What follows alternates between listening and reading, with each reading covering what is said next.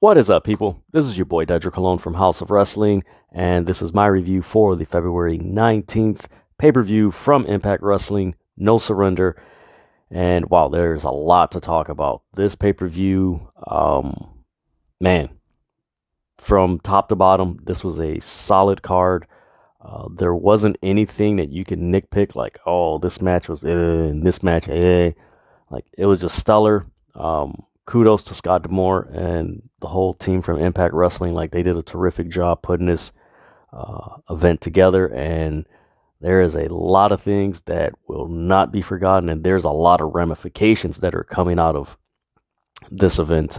And oh my God, I enjoyed it. I did have the privilege of watching Elimination Chamber earlier in the day, and of course watching this later in the day, and the differences are night and day. Of course, WWE is the leader in, the recognized leader in sports and entertainment. But Impact Wrestling, this was quality. What I saw earlier in the day was more quantity. And it's not saying that, WWE is just terrible. It's just of course, the presentation WWE was bigger, but the execution of a lot of storytelling, the in-ring matches were really good on this card. It was 9 matches total, and it was just solid. It was, it was beautiful. The first match was for the X Division #1 contendership, you could say. Chris Bay, Ace Austin, Jake Something, and Mike Bailey. This solid match. Chris Bay, Ace Austin, and Mike Bailey have tremendous chemistry, and lately Jake Something has been working with them, and there's just a fluidity with these guys in their matches that is so. It's one thing to be entertained, but it's another thing to be entertained where you sit back and you just sink down and just like, you're just watching a work of art. And man, this was a fun match to start off the show. Little did I know, or little did people who watch the show, that there's a reason why I don't want to jump the gun, but man, there's a reason why the Chris Bay thing happened, and he wound up losing the match. Jake Something wound up winning the match. He's going to take on Trey Miguel for the X Division Championship, date to be determined. But yeah, this match was really good. It was interesting that Chris Bay lost, because going into it, I was like, oh, okay, you got all the Bullet Club members. Like, all right, he's going to win. They're going to sweep. Boom, there you go. And I was wrong. Yeah, I was wrong. Then you had a promo from Eric Young, which is really good. Man, kudos to Eric Young ever since he's returned back from Impact Wrestling. He is a 180 from what WWE and NXT really didn't execute on. I believe they brought him up on the main roster and just didn't do anything with him, which is pretty. One of the last 2 years is not, oh my God, it's out of the norm. It's it's pretty normal to hear these stories that they just didn't do anything with anybody. It was a really good promo. I recommend you guys check it out. It was really good. Then the next match was Jonah versus Black Taurus. I like this match. I feel this match is where the pay-per-view No Surrender started picking up just intensity, grit. It was just a lot more boom, just a lot more snap and a lot of movements and stuff like this. And this was really fun to see two big guys just use their agility and speed. And it wasn't your typical, shoulder block and, oh, you didn't move, and, clothesline and you didn't move. It was just a balance. That's what it is. I've used this before a lot. It was a nice balance between these guys, and watching them move, and especially watching Jonah, formerly known as Bronson Reed from NXT, dude can move. But also Black Taurus can move too. If you watch his stuff in Lucha Libre, man, in AAA, man, that brother can move. He can move. And this was a fun match, watching two big guys with agility, letting them be themselves. And it was so fun. And of course, Jonah wound up winning the match. But man, this was, whoo-wee, that was sweet. And then we get a backstage segment with Jake something. Trey Miguel comes, is like, hey, congratulations. And then Ace Austin and Mad Fulton come in.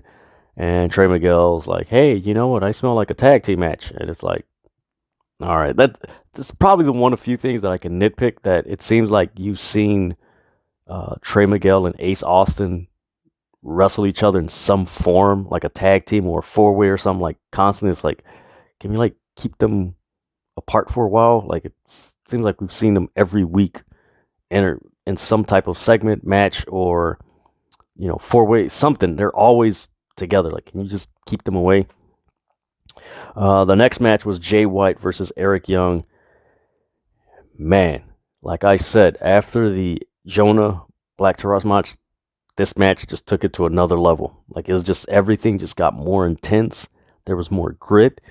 There was just more like snapping, just the chops, the suplexes, the kicks. Like, it was just very physical. Like, that's what I could say about this show. As the show progressed, like, it was just, the physicality just increased, and not so much weapons, but just the movements. It was just, it's like, damn. So I mean, there was chops between both men, the counters, just the eye rakes. There was an apron pile driver that Eric Young did on Jay White. It was like, whoa, that was crazy.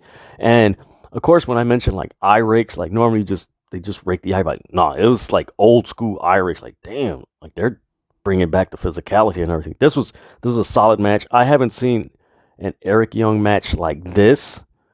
I would want to say right before he left TNA for NXT, where he was like, man, he's taking his game to another level. Like, this was a good match.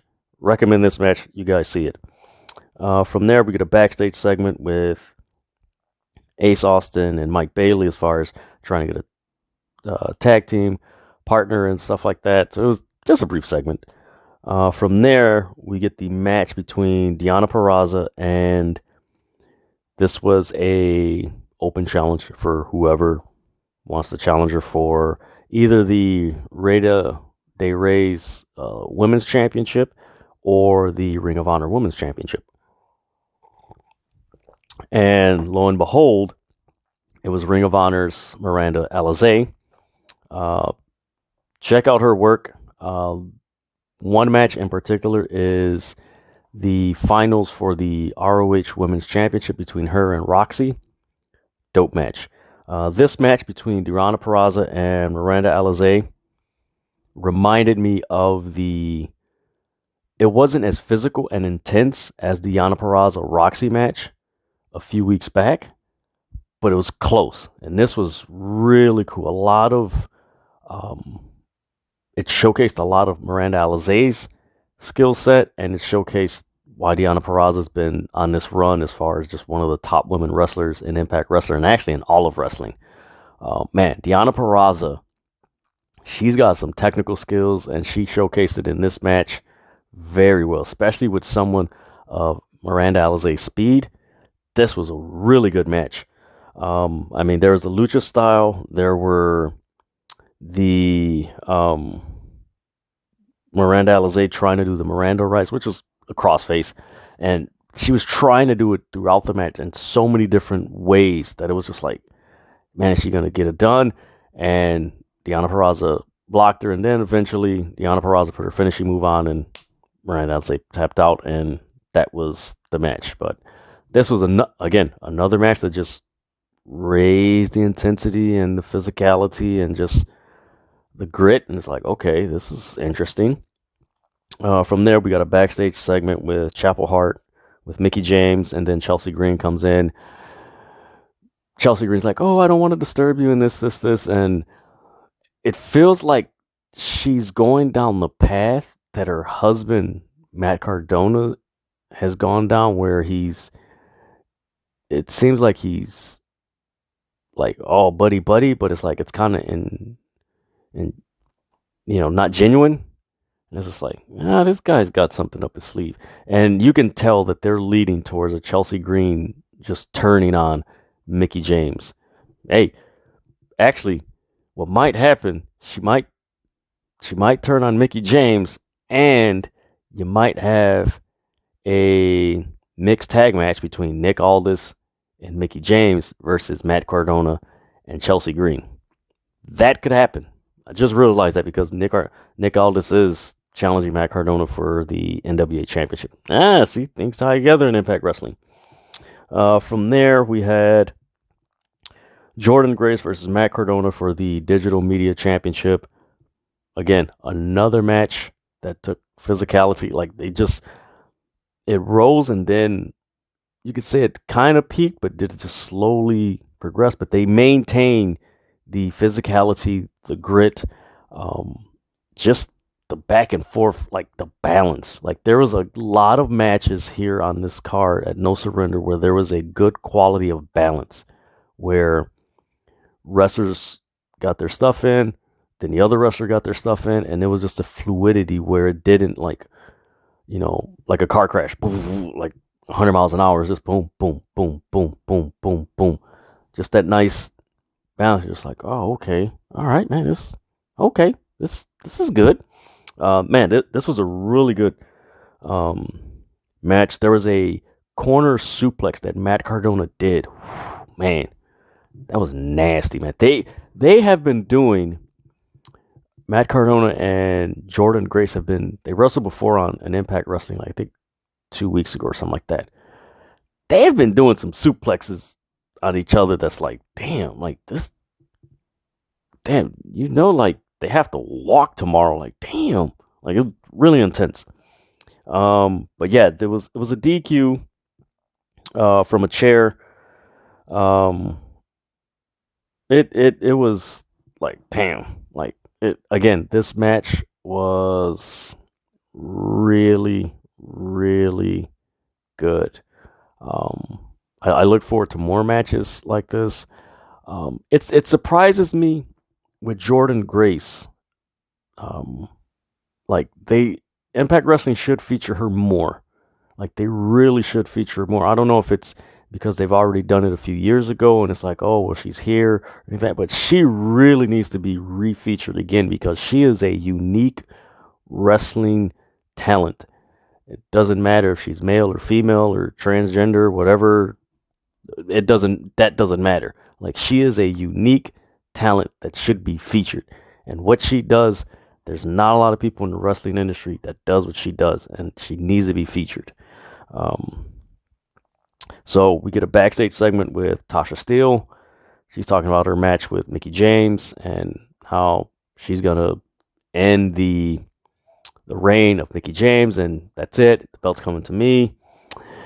And then we get not one, but two big matches with major ramifications. And this one has a lot of ramifications that go beyond Impact Wrestling and beyond New Japan Pro Wrestling. There is a lot of intrigue with this. We have we finally get the battle between the G.O.D, the Guerrillas of Destiny, and the Good Brothers, Carl Anderson and Doc Gallows. And man, did these guys really lay into each other. This was just boom, boom, boom. Like, this was the Good Brothers' best match.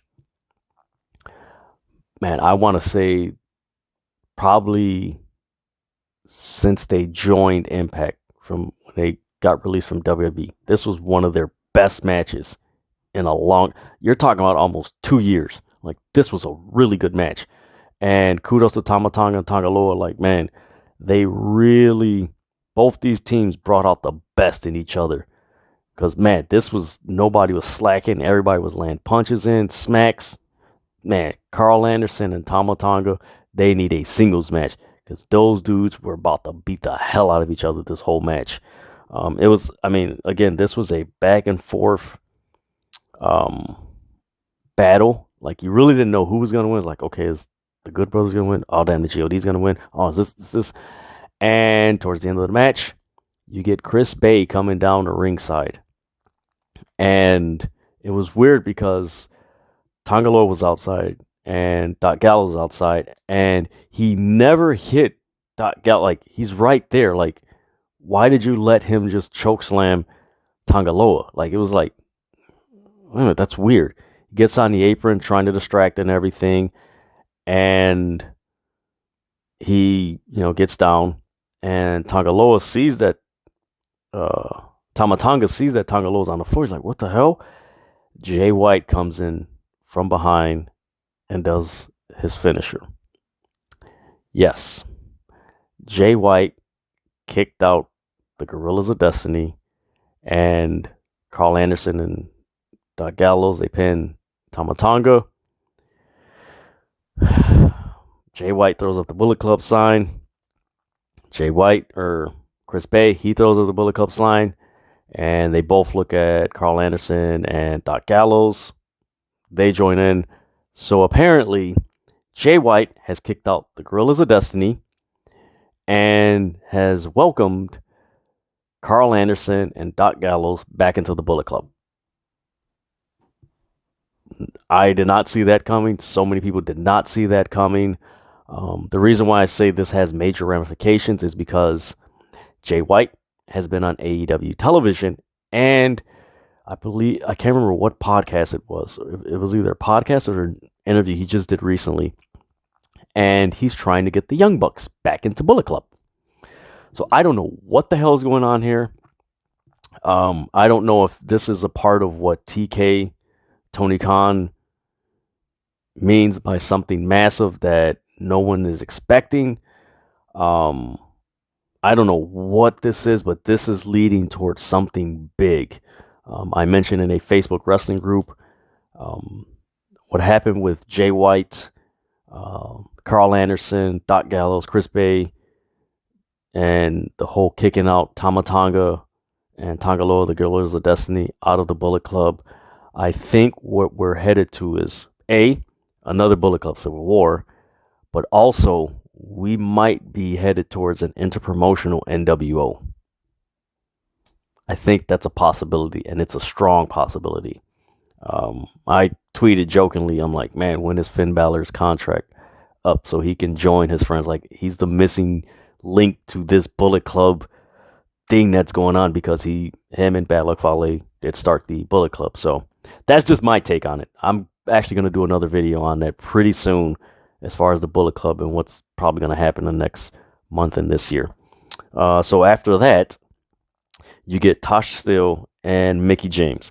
Now, forgive me, but this, I think what Impact Wrestling should have done with this night, they should have had the Gorillas of Destiny be the Gorillas of Destiny and Tama and the Good Brothers match. They should have had that to second to last, because it was hard to keep focus on Mickie James and Tasha Steelz, because everybody was freaking out on what the hell just happened with the Bullet Club. And maybe Impact Wrestling underestimated the shock value of what happened with Bullet Club. Like, oh, maybe Bullet Club is, a lot of people said that Bullet Club is kind of just like, it's not what it was before. It is, but it's not, major or anything like that. And when after Jay White kicked out the G.O.D, the Gorillas of Destiny, and the Good Brothers came back into Bullet Club, like, that was the talk on Twitter. Forgive me, guys. I seen halfway through the end of the Tasha Steelz Mickie James match. That's why I say that I wish Impact Wrestling they should have had the Tasha Steelz match before the G.O.D Good Brothers tag match, because it did take away, because people were just on Twitter tweeting and replying to people like, what the hell just happened? Like, wait a minute, what's happening? What? I think that's what took away from it. That's the one gripe that I have about it. And now, mind you, what I did catch from the Mickie James Tasha Steelz match was really good. But again, Mickie James wins from a distraction from Chelsea Green on Tasha Steelz. So we know that's going to lead to something else. Then we get a backstage segment with Team Impact. They were down a man because Eddie Edwards was attacked, and Willie Mack comes in. And actually, kudos to them for the footage. They were shooting. What was it? What segment was it? It was the Chelsea Green. It was the Chapel Hart segment. Chapel Hart, Mickie James, and Chelsea Green. They just went, it wasn't two separate shots. It was just one continuous shot, which was pretty dope. You rarely see that in wrestling nowadays, but kudos to Impact. Then you had the W. Morrissey Moose match.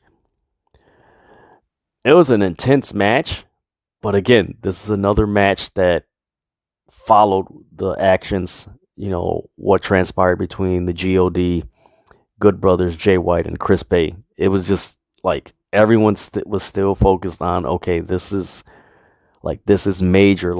Jay White's been on AEW. He's helping Adam Cole. He's helping the Young Bucks. They just kicked out, one of the OGs from Bullet Club and brought in two OGs from the Bullet Club. So it's wait a minute, how is this gonna? This was the talk of Twitter and everything. But it was a solid match. Moose wound up winning the match.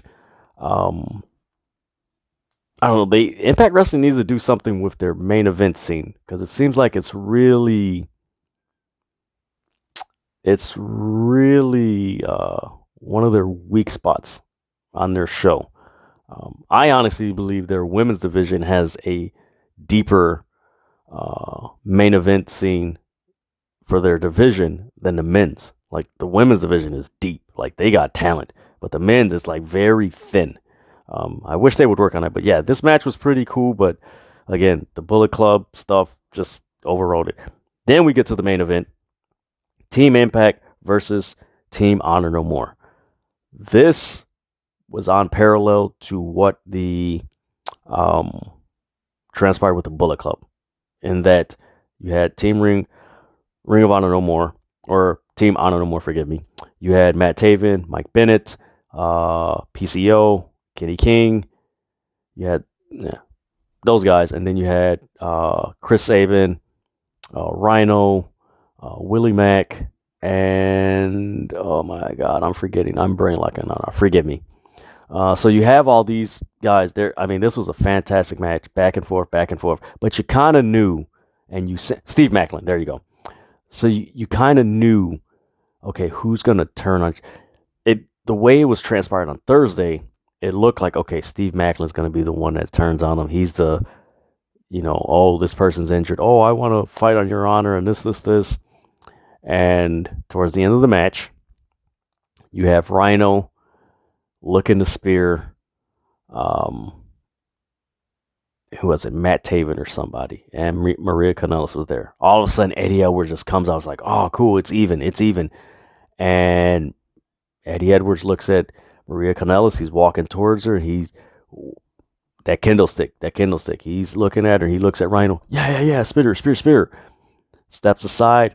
Rhino begins to spear Maria Kanellis before Eddie Edwards whacks him with the kendo stick. Eddie Edwards betrayed Impact Wrestling. He is with Team Honor No More. That was crazy. No one expected that. It was like, ooh, okay, this is interesting. And that was the show for No Surrender. This was a quality show. There's a lot of ramifications. There's a lot of talk surrounding it, because it's like, okay, what's going to happen with the Bullet Club? What's going to happen with Team, Honor No More? They're here to stay. That's what commentary said on the pay-per-view, that Team Honor No More is here to stay. So what's going to happen with that whole dynamic? The whole Deonna Purrazzo dynamic, Mickie James, Chelsea Green. You're going to have Trey Miguel versus Jake something. There's all this stuff. And then you have the Matt Cardona and Jordan Grace Digital Championship drama. So we'll see what happens there. But man, this was a fun show. I enjoyed it. It was a great palate cleanser from what I was watching earlier today, as far as the Elimination Chamber. This was a 180. This was a fun thing to watch on a Saturday night if you were snowed in, or you just didn't want to go out in that frigid cold here in Chicago or wherever you or stay at. That's weather's crappy. But man, this was a really good show. Kudos to Impact Wrestling. You guys did a very good job I really enjoyed it. I was entertained, and I always say what marks a great wrestling show is when after you watch, it's like, man, what the hell's going to happen next? Like, man, where's this going to go? That's the mark of a great wrestling show, and you guys did it tonight. So, like, share, comment, subscribe, follow House of Wrestling on all social media platforms. Follow me, Dedrian180, on TikTok, Instagram, and Twitter. Thank you guys so much. Again, this was my review for the February 19th pay-per-view. No Surrender from Impact Wrestling. Whew, man. Can't wait for later in the weekend how this all transpires. But until next time, stop fighting over wrestling. Just enjoy it.